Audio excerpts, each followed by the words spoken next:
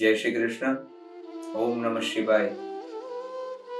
ભગવાન મહાદેવ ને પ્રિય એવો આ પવિત્ર શ્રાવણ માસ, જેના ઉપલક્ષમાં આપણે બધા ભેગા મળી અને શિવ મહાપુરાણની કંઈક વાતો જાણી રહ્યા છીએ, ત્યારે ગઈકાલના વિડીયોમાં આપણે એવું જાણ્યું કે શિવ નૈવેદ્યને ગ્રહણ કરવાથી ચાંદ્રાયણ વ્રતનું ફળ આપણને પ્રાપ્ત થાય છે.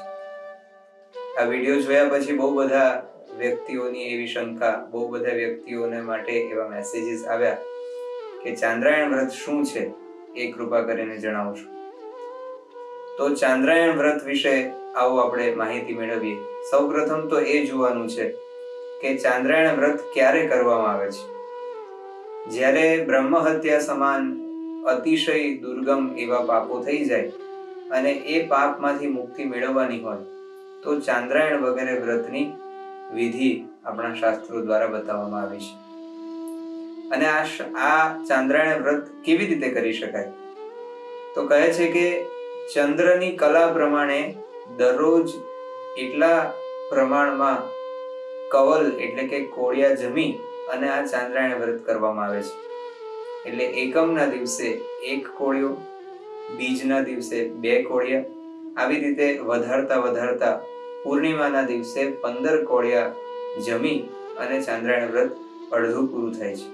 ત્યારબાદ જેમ જેમ કૃષ્ણ પક્ષમાં ચંદ્રની કળા ઘટતી જાય એ પ્રમાણે કોળિયાની સંખ્યા પણ ઘટતી જાય અને આ રીતે અમાસના દિવસે સંપૂર્ણ નિરાહાર પાડી અને ચાંદ્રાયણ વ્રત છે એ પૂરું કરવાનું હોય છે.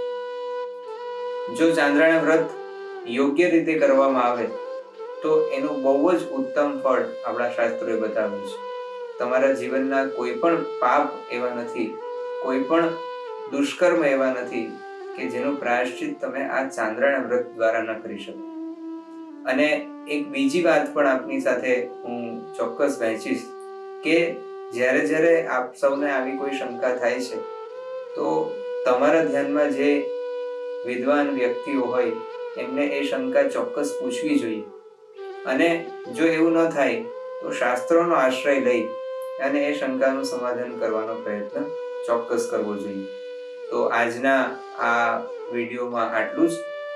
આગળ આપણે શિવ મહાપુરાણના જુદા જુદા શ્લોકો અને જુદા જુદા ભાગોને જોતા રહેશું.